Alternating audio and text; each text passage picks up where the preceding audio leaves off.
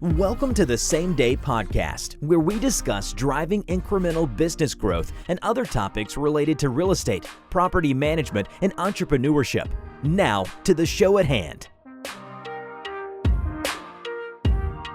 Hi there, Yoni Schmidt here, hosting today's episode of the Same Day Podcast, where we connect with top business leaders and entrepreneurs.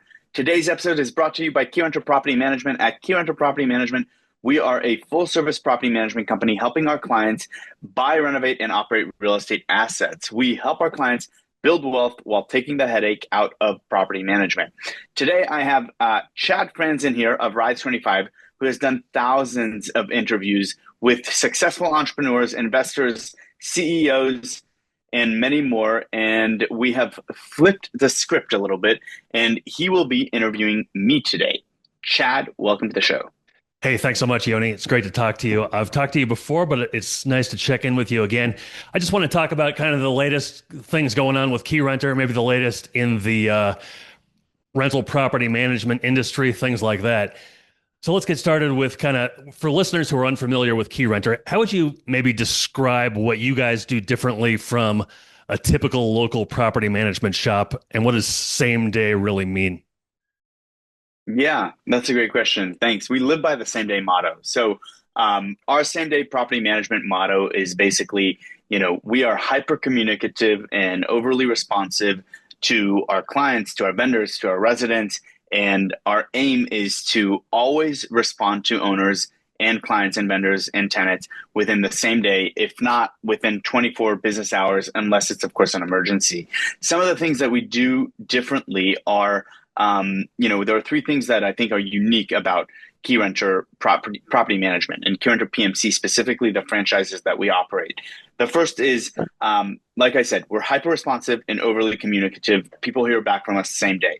We are ROI focused and investor friendly. We understand what it takes to invest in real estate. We own real estate ourselves. We understand the pains of having to replace a condenser or, having to put a new roof on your home, a hot water heater, whatever it is.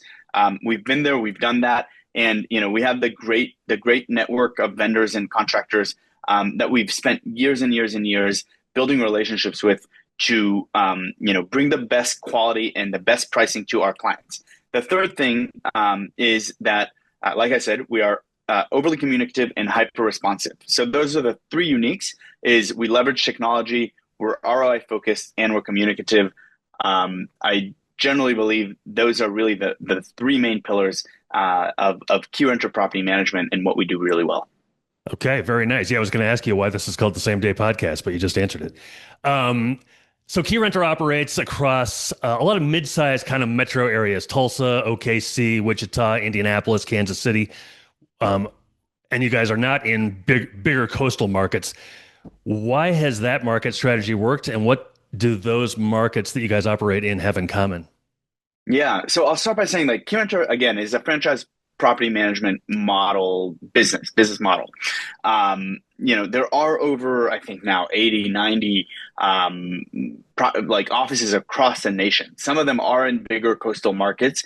Us specifically, we manage about 3,600 doors in 7 markets, as you mentioned. All of them are, mainly in the Midwest. We're with our eyes set for expansion on some East Coast, also tertiary markets that are a little smaller, investor friendly, places where people can still buy properties and also make them cash flow. So why has that worked? Generally speaking, these are very landlord friendly states, places where it's a little easier to be a landlord rather than it being a little easier to be a tenant. So it may not be a popular opinion, and people may not find this very popular, but ultimately, this is our business. We help investors buy and operate real estate assets.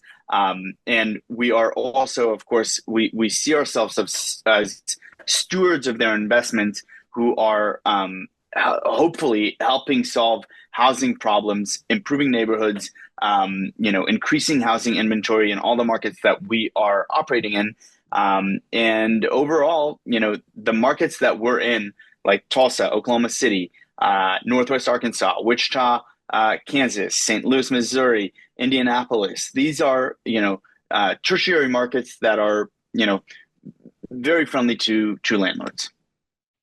You guys, your numbers show a 0.2% annual eviction rate and 96% on-time rent payments. What do you think you can attribute that to? What specifically in your screening and communication process drives results that are far above maybe the industry norms? Yeah. So again, making the tenant placement decision and the tenant placement process is probably one of the most important things that you can do as if you're doing it yourself as a landlord, if you're hiring a property management company, digging deep into what the landlord's screening criteria looks like and what their whole process for leasing a home looks like is extremely important. We at Keyrenter have a 14-point screening check that we do on each and every single one of the adult applicants who is financially responsible for the lease agreement, right? So we reach out to their current and former employers. We reach out to their current and former landlords. We cross-reference their names with a national database for sex offenders, a terrorist watch list that we use. And of course, we look at all of their accounts that are open, whether they're paying them on time and as agreed. We do a full criminal background check, a full credit check.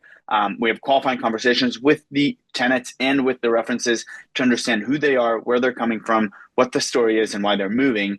And based on that and all the factors that go into the application, we can make an educated decision as to the likelihood of a tenant being evicted, the likelihood of a tenant making on-time payments, the likelihood of a tenant being a good tenant and of course fulfilling their lease obligation from start to finish. So I'd say this is probably one of the biggest and most important pieces of owning a rental property because everything starts and ends with the right tenant placement and the right tenant selection.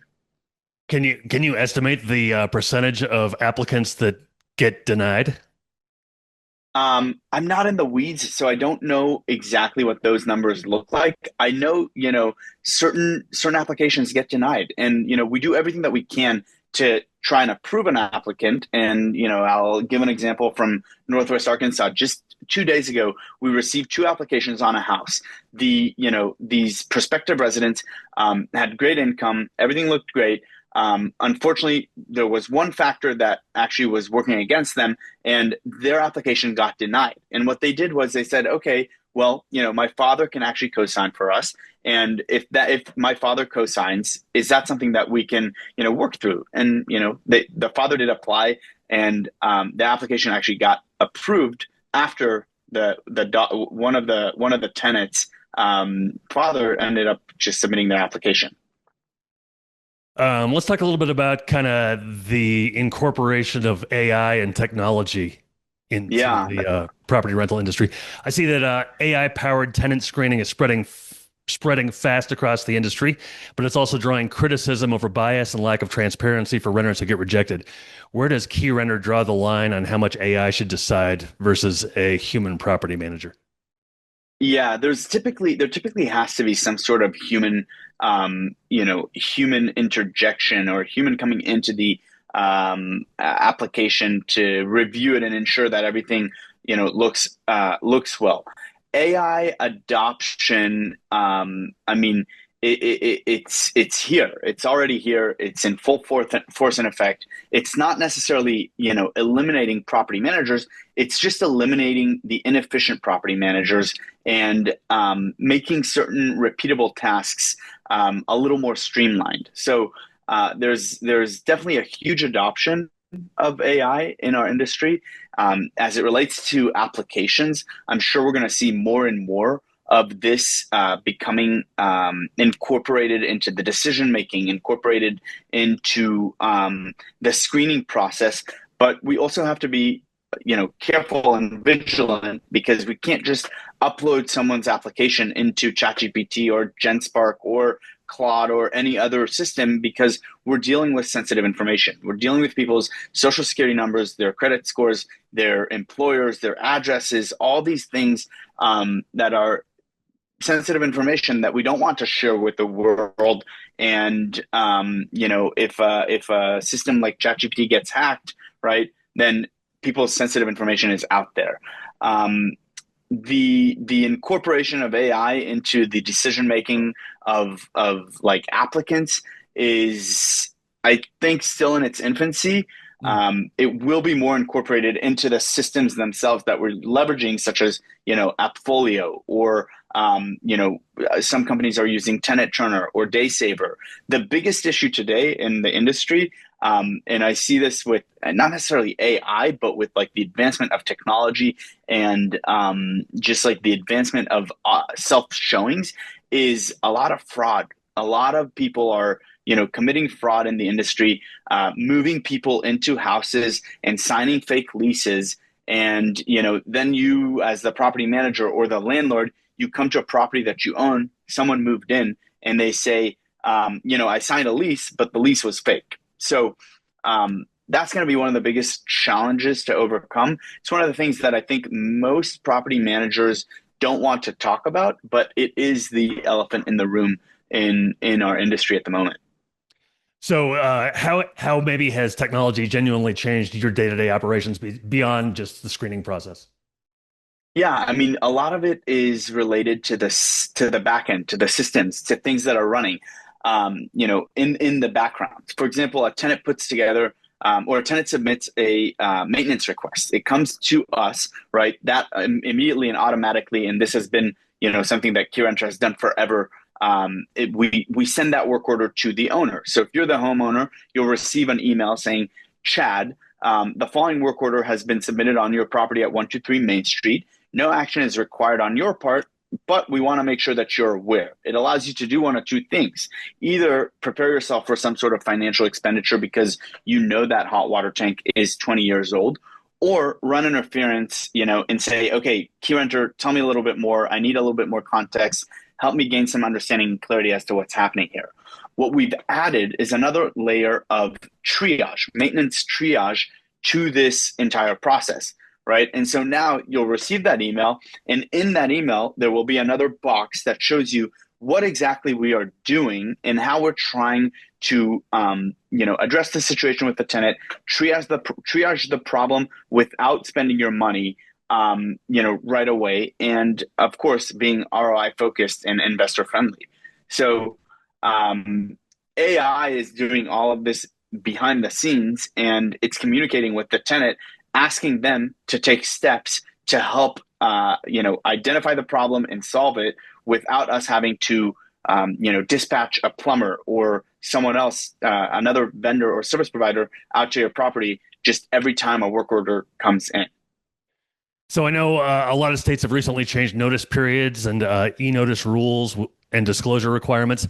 How much of your value to owners now comes from compliance risk management rather than just leasing and maintenance? Yeah, that's a great question. I mean, a ton of our value is created by that specifically. We not entirely, but we remove the responsibility from the owners, and we definitely reduce the reliability, because an owner who's trying to evict a tenant may not know that you have to put a 5-day notice to pay or quit, or a 3-day notice to pay or quit before you actually start the eviction process, or they don't know that you have to send certified mail that notice as well as post it to the door. So and then it's wasted time, it's wasted money, it's wasted resources, because they try to file the eviction, they go to court, the judge throws it out, and they say, start over. Now a month has gone by, you're 2 months into it, you've lost 2 months of rent, now the third month of rent, it just continues to snowball. So knowing local ordinances, knowing the Tenant Landlord Act of every state, every city, every county that we're in, is imperative to owners, because again, we reduce the responsibility and or we remove the responsibility and reduce the liability to owners when it comes to compliance and following the law. Another question kind of involving the regulatory and legal landscape. There's a growing political push in some states toward restricting or even banning institutional investor ownership of single-family homes.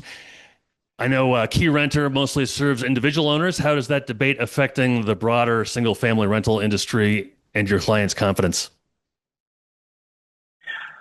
I mean, we serve a wide variety of clients. So, we serve institutional investors, we serve MAPA investors, we serve accidental landlords, right? Those are, I'd call it the three main broad categories of the owners that we serve. My general sense is restricting institutional investors from buying single family residential homes or other properties is it's a lot of hot air. It's trendy when you put it on your on your website if you're running for public office. But at the end of the day, it goes against everything that we know about capitalism, right? And at the end of the day, the main thing that's looming and hovering around all over all of us is massive shortage in housing, especially rental dwelling units all across the nation. So if you have, in a city like New York, right, you're banning institutional investors from coming in, buying buildings or buying rental dwelling units and then fixing them up, then those units will ultimately stay vacant. And that's a real problem in New York, for example, right now. Institutional investors, they buy houses, they fix them up, they make the neighborhoods nicer and better, sure, for the pure sake of making a profit, but also it's offering value and it's adding it's basically a service, and it's a benefit to the community. So, I would say it's a lot of hot air, and in our markets, we are seeing a slowdown of institutional investors, but not necessarily because of the regulations that are being introduced, more so because of constraints to the economy, interest rates being high, prices are high, things don't cash flow as well. So that's really the constraint that's causing institutional investors to maybe pull out a little bit, or they're coming in and they're making very aggressive offers, trying to buy properties at a steep discount. I know maybe compared to 4 or 5 years ago, rent growth has cooled a little bit. And at the same time, maintenance costs have risen 15 to 25% since then. How is that kind of affecting what you tell owners to expect in for net returns, at least this year? It's that's a real problem. I mean, we're experiencing it. Everything, the cost of living has gone up tremendously over the last, call it 12 to 24 months. Everyone is feeling it.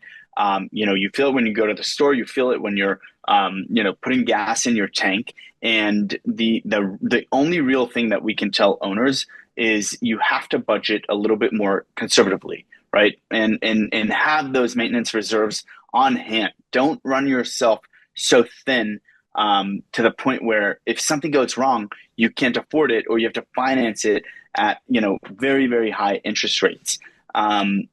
Focus on the tenant retention rather than actually trying to replace the tenants and squeeze 50 to 100 more dollars. Usually tenants don't leave over a 30, 20, 30, 40, $50 increase in rents. So that's really my main advice is, focus on retention. If you can get a tenant to stay for another 2 years, another year, sign that longer lease and budget well. Rents were coming down the tail end of 2025. And yeah, as you mentioned, maintenance costs have gone up because, someone who has to go swing a hammer or a wrench, right? They're probably not going to get out of bed, for anything less than $300 to $500. And it's just, they may think, okay, this isn't worth it for me. Sure. If they're an independent contractor. Yeah.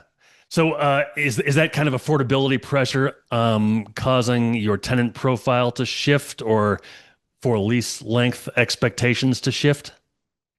Not necessarily tenant profiles, but definitely lease length expectations. So, I mean, just for a story about myself, I recently bought my new primary home, and when I put my my former primary home on the market for rent, I favored those who wanted to sign a longer lease. I even, I ended up signing a 2-year lease. And I even came down. It was, the house was, I don't know, listed at like $2,695, almost $2,700 a month. And I ended up accepting $2,500 because the tenant agreed to sign a 2-year lease. Okay. So in terms of maybe hesitancies on the part of property owners, what would you say is maybe the biggest misconception that a first-time rental property owner might have about working with a property management company as opposed to just, I want to save money and take care of everything myself? Yeah, I mean, I think the biggest misconception that a first-time property owner, could have is, thinking that this is a get-rich-quick scheme, right? That you're going to buy your first rental and all of a sudden you're going to become a millionaire. Let me tell you something. That's not how that works, right? And in many cases, a lot of owners who are new to the let's call it like the game of rental properties and becoming a landlord, don't necessarily understand that a lot of people's wealth is tied up on paper and in equity, and it's not necessarily like they're sitting on piles of cash and gold and precious gems. That's not the case. Those who come into the industry, the biggest misconception again is that you're going to get rich quickly. You're not going to get rich quickly. There is no such thing unless you win the lottery. It's slow and steady, wealth accumulation over the years. And the other biggest misconception is that you can buy one rental property and then you'll become rich. That's also not how that works. This is an expansive industry. If you're not growing, then you're actually, you're not going to build wealth. You're not going to get rich. The things that people don't really think about are, the vacancy times, the utilities that you have to pay, legal fees and legal expenses, that finding a tenant, a good tenant, a really, really good tenant who's going to stay for many, many years, and pay the rent on time and never, kind of be like someone who you don't have to worry about, but they will report issues, when they arise is easy. It's like a walk in the park, right? A piece of cake. You can just, put your house on the market and find the right tenant. That's a huge misconception. That's not true because ultimately when it comes down to it, residents, they also have standards. And so I often ask myself when I'm buying property, would I live here? And if the answer is no, it's probably not the right property for me to buy. And I need to go back and, look at this as, with a fresh set of eyes as, something that where am I missing the point here? So tenant placement isn't necessarily that easy. And I would highly recommend working with a professional. Even if you're doing it yourself, don't place your own tenants. Would you say that assumptions about tenants, a tenant just being good, is the biggest mistake that self-managing landlords make that cost them the most money, or could it be something else? Yeah, I mean, that could also land them in a, discrimination lawsuit, and they could be up against, HUD, for example, if they're just making assumptions and they're saying, I'm assuming this thing about this tenant. So assumptions are definitely, the wrong approach. Don't just trust your gut, right? It's so prevalent right now in the industry to see fake pay stubs, and they're really good. They're almost unnoticeable. It's like if you're not trained to look at these pay stubs, then you're going to make a mistake, right? It could be one tiny little thing like a date or a comma or something that doesn't add up. The hours don't add up to the gross income and or taxes or whatever it is on that pay stubs. That could look wrong. And then, if someone submits that pay stub and it looks, to the untrained eye, it looks fine, it looks good, right? They're calling that person's employer, they're doing the employment verification, right? And it all lines up and checks up, but they're actually talking to the prospective resident's cousin or brother or whatnot, because, you're calling this person. Have you Googled the number? Do you have systems where you can put that phone number into the system to see who actually owns that phone number and where they live? These are important pieces of the puzzle to, see the bigger picture, and never trust just your gut. Trust the data, trust the information that you can see in front of you, and the facts. Last question for you, Yoni. If you can kind of look out maybe over the next couple of years, what is there one shift in the industry, whether it's regulatory, technological, economic, that you think will separate the property managers who thrive from the ones who struggle?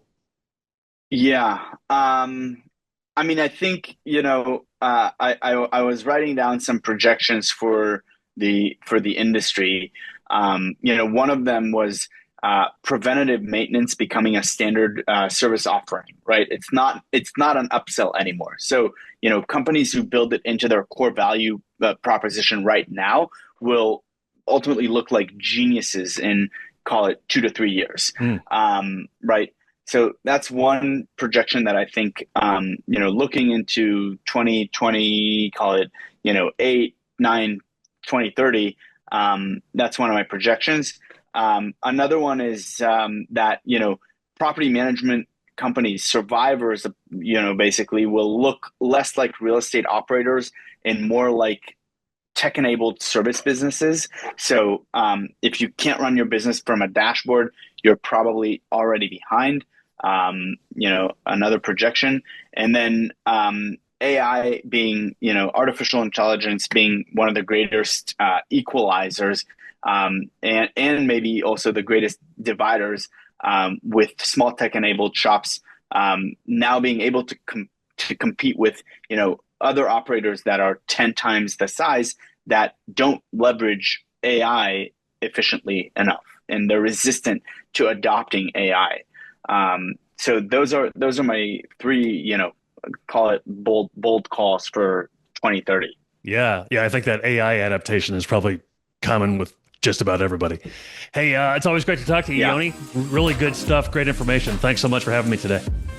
Of course. Thanks so much, Chad. Appreciate it. So long, everybody. Thanks for listening to the Same Day Podcast. Tune in to a new show each week and be sure to subscribe to get future episodes.